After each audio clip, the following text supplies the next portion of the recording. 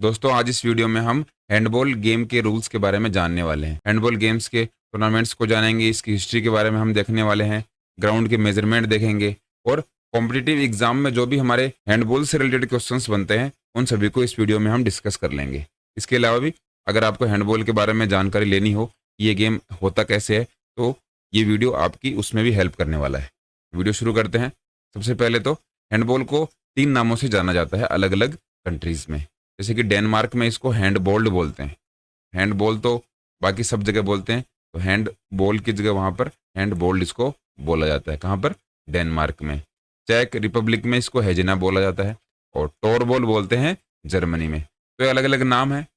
कई बार पूछ लेते हैं कि इस गेम को इस कंट्री में कौन से नाम से जानते हैं। टोरबॉल, हेजिना और हैंडबॉल्ड, इन तीनों को ही आपको ध्यान रखना है। इसके बाद में कुछ इसकी हिस्ट्री दे रखी है। जैसे कि 1906 के अंदर क्या हुआ था, होल्गर निल्सन और डेनमार्क हैंडबॉल के खेल के नियमों का पहला आधुनिक सेट तैयार करने के लिए ये फेमस हुए थे। मतलब होल्गर निल्सन और डेनमार्क, इन दोनों ने सबसे पहले नियम बनाए थे हैंडबॉल के। कब बनाए थे? 1906 या फिर 1906 के अंदर। 1917 में क्या किया, नियमों का आधुनिक सेट तैयार किया। मतलब मॉडर्न जो हमारे रूल जिनसे हम हैंडबॉल खेलते हैं उनका एक सेट तैयार किया। कब किया? 1917।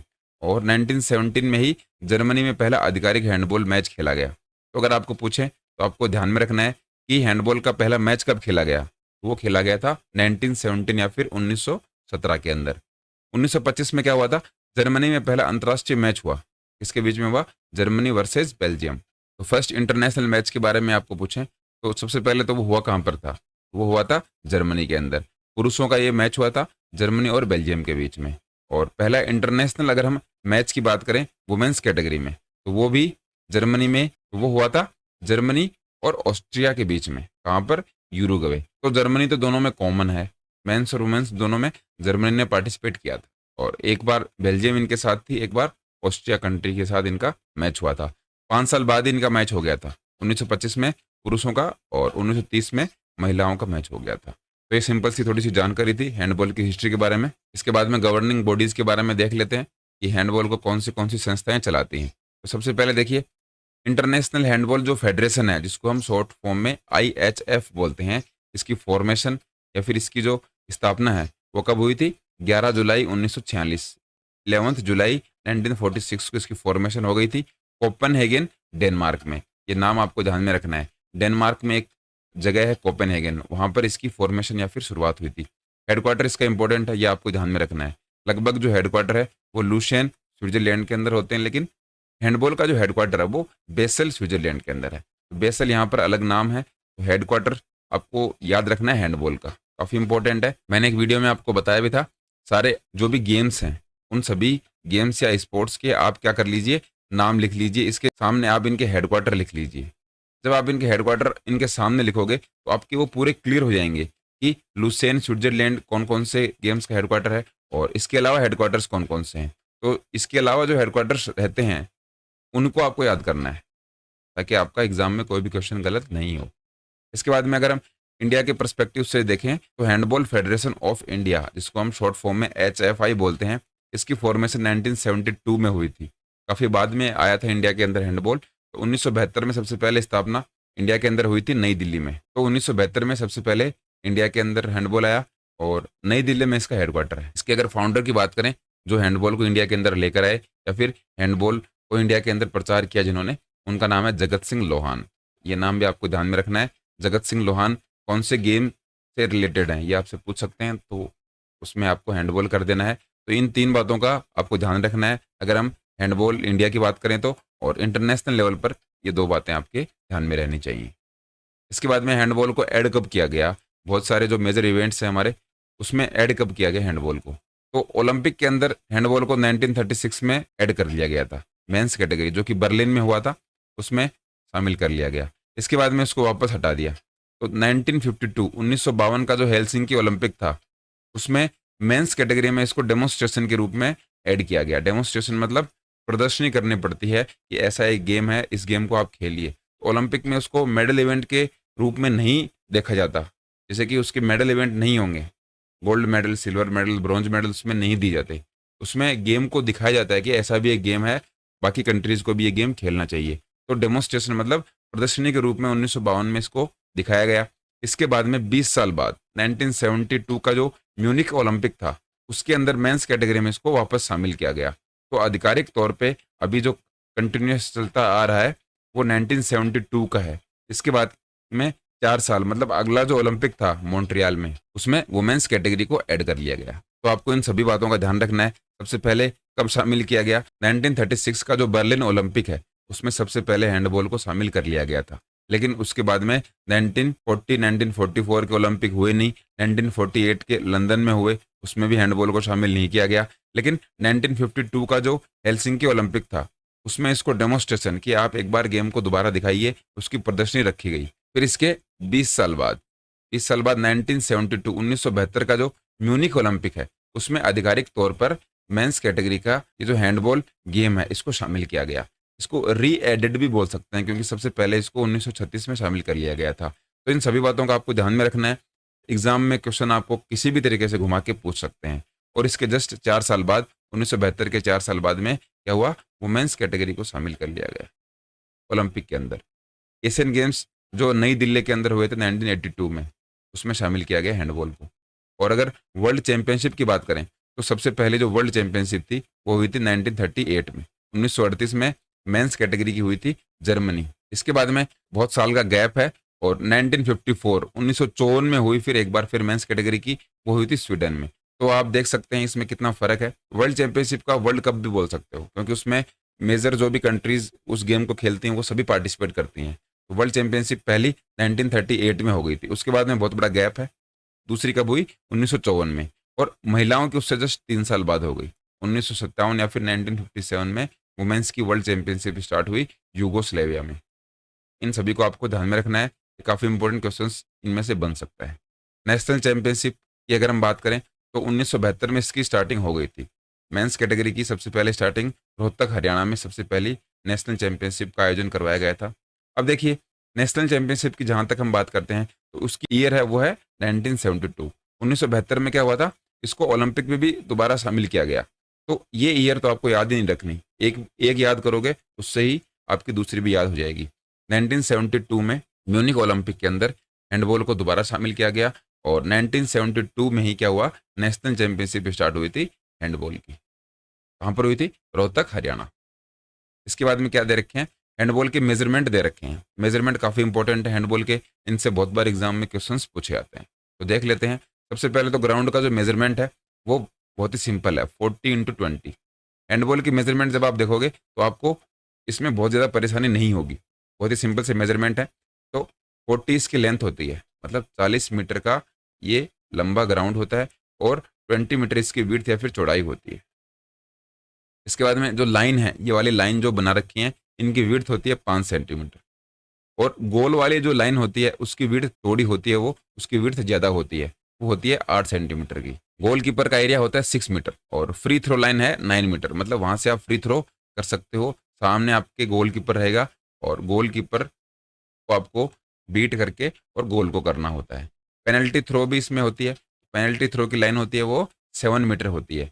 तो देखिए 6, 7 और 9 इनमें आपको कंफ्यूज नहीं होना है। 6 मीटर कौन सी है? गोल कीपर का एरिया होता है 6 मीटर का।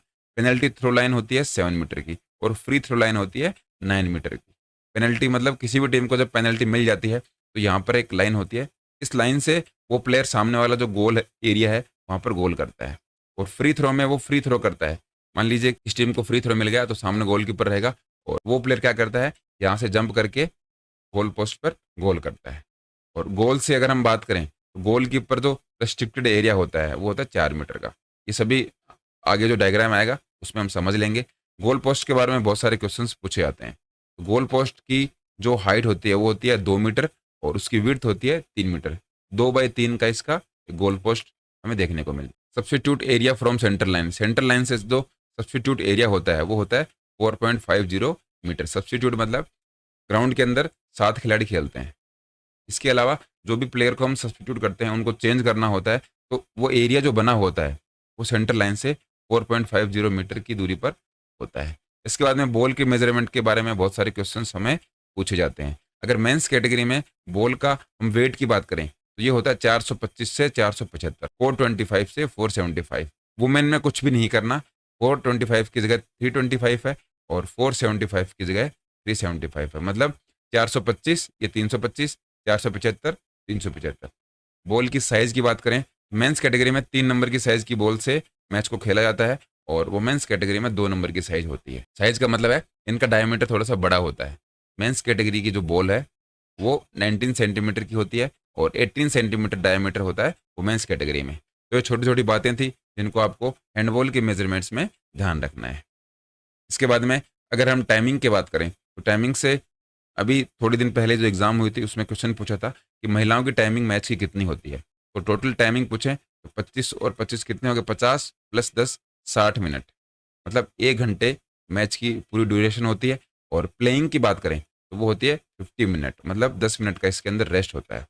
और मेंस कैटेगरी या फिर पुरुषों की अगर हम हैंडबॉल की टाइमिंग की बात करें तो प्लेइंग 60 मिनट होती है और इसके अंदर अगर हम एक्स्ट्रा टाइम भी जोड़ दें जो कि रेस्ट का टाइम है तो ये हो जाती है हमारी 75 मिनट। इन दोनों को ही आपको ध्यान में रखना है। 15 मिनट का रेस्ट मिलता है मेंस कैटेगरी में और 10 मिनट का रेस्ट मिलता है वुमेन्स कैटेगरी में। अगर वुमेन कैटेगरी में टोटल टाइमिंग की बात करें वो कितनी है, 60 मिनट है। मेंस कैटेगरी में टोटल टाइमिंग की बात करें वो कितनी है, 75 मिनट। प्लेइंग की बात करें तो जो मेंस कैटेगरी है उसके अंदर 60 मिनट की टोटल प्लेइंग होती है, उसके अंदर मैच को खेला जाता है और वुमेन्स कैटेगरी में होती है 50 मिनट। एक्स्ट्रा टाइम की बात करें, मान लीजिए स्कोर बराबर हो गया तो एक्स्ट्रा टाइम 5 मिनट का दिया जाता है। इसके बाद में 1 मिनट का रेस्ट और उसके बाद में 5 मिनट और। इसका क्या मतलब हुआ कि 10 मिनट की आपको एक्स्ट्रा टाइम मिलेगा अगर मैच टाई या फिर मैच बराबर हो जाता है। मैक्सिमम कितनी बार दे सकते हैं, 2 बार एक्स्ट्रा टाइम को दिया जा सकता है। मतलब 10 मिनट एक बार दिए और 10 मिनट दूसरी बार भी दे सकते हैं। एक्स्ट्रा टाइम के अंदर आपको रेस्ट के बारे में ध्यान रखना है। तो रेस्ट होता है 1 मिनट का। प्लेयर इसके अंदर 14 होते हैं। आपको एग्जाम में थोड़ा सा घुमा फिरा के पूछ सकते हैं कि हैंडबॉल में खिलाड़ी कितने होते हैं। तो ऑप्शन में 14 और 7 दोनों मिले तो आपको 14 सही कर देना है। लेकिन अगर आपको पूछे कि ग्राउंड में कितने प्लेयर होते हैं तो ग्राउंड में होते हैं 7 खिलाड़ी। कार्ड अलग अलग दिए जाते हैं इसके अंदर, जैसे कि ग्रीन कार्ड है तो ग्रीन कार्ड दिया जाता है टाइम आउट के लिए। येलो कार्ड वार्निंग के लिए दिया जाता है। इसके बाद में है येलो कार्ड। येलो कार्ड मिलता है वार्निंग के लिए। कोई भी खिलाड़ी कोई गलत हरकत कर देता है तो उसको वार्निंग हम दे सकते हैं। रेड कार्ड कब देते हैं, डिसक्वालीफाई करने के लिए। कोई भी जो खिलाड़ी है उसको डिसक्वालीफाई कर देंगे, वो उस मैच में नहीं खेलेगा।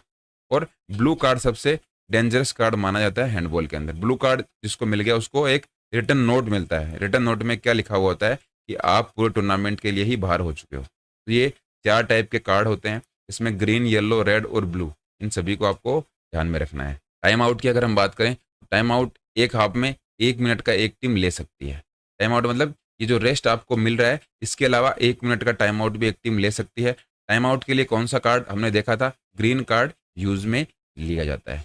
किसी भी टीम को अगर टाइम आउट लेना है तो रेफरी ग्रीन कार्ड को दिखाएगा, इसका मतलब सामने वाली टीम टाइम आउट लेने वाली है। कितने मिनट का होता है, 1 मिनट का या फिर 60 सेकेंड्स का इसके अंदर टाइम आउट लिया जा सकता है।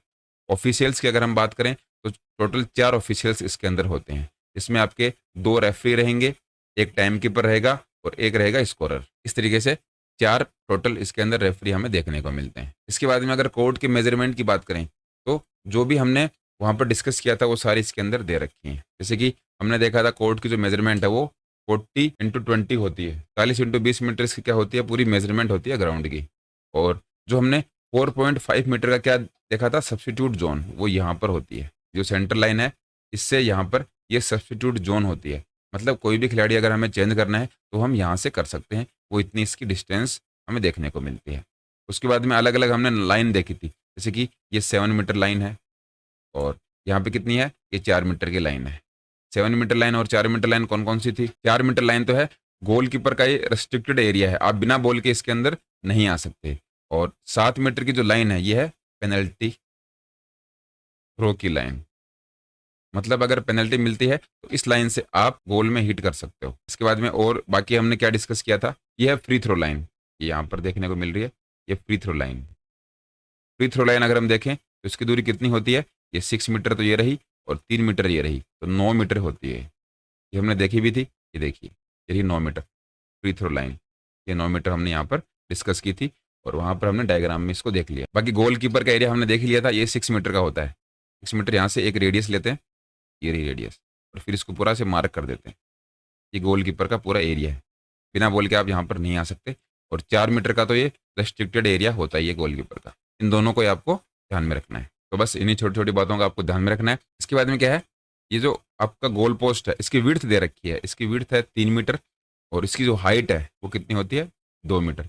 3/2 का क्या होता है, ये आपका गोल पोस्ट होता है। इसके बाद में बॉल के बारे में अगर हम देखें तो बॉल की सर्कमफेरेंस 23 टू 24 इंचेस होती है। अगर हम सेंटीमीटर में बात करें तो 58 टू 60 सेंटीमीटर है। ये कई बार पूछ लेते हैं, इसका आपको ध्यान रखना है। डायमीटर की बात करें तो 7.3 टू 7.5 इंच इसका क्या होता है, डायमीटर होता है। सर्कमफेरेंस को आप परिधि बोल सकते हो।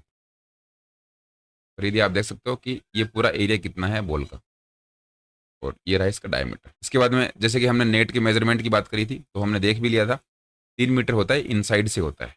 ये आपको ध्यान में रखना है। ऐसे नहीं है कि बाहर वाला पोल भी आपने इंक्लूड कर लिया।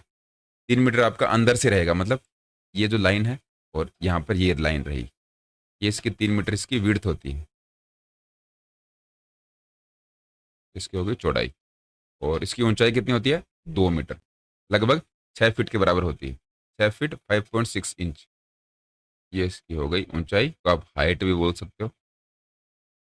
बहुत ही सिंपल से मेजरमेंट है इसकी। इसको आप 3/2 बोल सकते हो। 3/2 मीटर होती हैं नेट की मेजरमेंट हैंडबॉल के। बहुत ही सिंपल सी बातें थी। नेट की मेजरमेंट देख ली, बॉल के बारे में देख लिया, और इसके बाद में हमने क्या देखा था, ये कोर्ट के मेजरमेंट देख लिए थे। कोर्ट के मेजरमेंट, नेट की हाइट और बॉल की जो भी बातें थी, इन्हीं में से आपको एग्जाम में हैंडबॉल का क्वेश्चन देखने को मिल जाएगा। बहुत ही सिंपल से इसके मेजरमेंट हैं, आपको बहुत ज़्यादा इसमें याद करने की ज़रूरत नहीं है। 1-2 बार वीडियो को देखोगे और इसके बाद में जो आपको पीडीएफ मिलेगी उसको थोड़ा सा भी रीड आउट कर लोगे तो एग्जाम में आपके क्वेश्चन गलत नहीं होंगे। इसके अलावा भी अगर आपको हैंडबॉल के और क्वेश्चंस देखने हैं तो एमसीक्यूज आप लगा सकते हो। हैंडबॉल से रिलेटेड जो भी एमसीक्यूज ऐप के अंदर दे रखे हैं उनको आप अटेम्प्ट कीजिए, उनसे आपके जो भी डाउट्स हैं वो क्लियर हो जाएंगे। इसके साथ साथ आपके साथ एक इन्फॉर्मेशन भी शेयर करनी है। अगर आपने अभी तक स्पोर्ट्स इंजीनियर ऐप को इंस्टॉल नहीं किया तो इंस्टॉल कर लीजिए, डिस्क्रिप्शन में उसका लिंक मिल जाएगा, या फिर प्ले स्टोर पर भी आप सर्च करके ऐप को डाउनलोड कर सकते हैं। स्पोर्ट्स इंजीनियर ऐप पर आपको क्या मिलेगा, बहुत सारे कोर्सेज हैं जो कि आपके कंपटीशन एग्जाम के लिए हेल्पफुल होने वाले हैं। उसमें आपके टॉपिक वाइज एमसीक्यू टेस्ट भी हैं, और इसके साथ साथ डिटेल में आपको कोर्स मिलने वाला है, जिसमें कि आपके लिए वीडियोज़ होंगी जो कि फिजिकल एजुकेशन में जो भी कॉम्पिटेटिव एग्जाम है उनमें आपके लिए हेल्पफुल रहेंगी। और बाकी चैनल की नई अपडेट से जुड़ने के लिए आप स्पोर्ट्स इंजीनियर टाइप कीजिए टेलीग्राम ऐप के ऊपर।